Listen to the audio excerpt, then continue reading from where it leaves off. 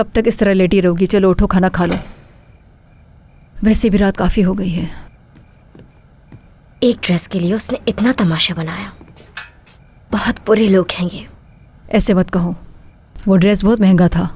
वो तो शुक्र करो मेहमान थे, वरना सादिया साहिबा तुम्हारी जान ले लेती। इससे ज़्यादा और क्या होगा?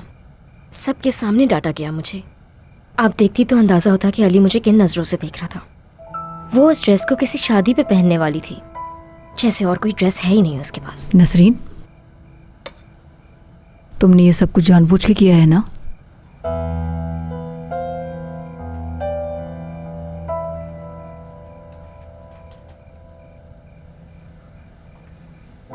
मैं तुम्हारी मां हूं, इसलिए मुझसे कुछ नहीं छुपा सकती तुम।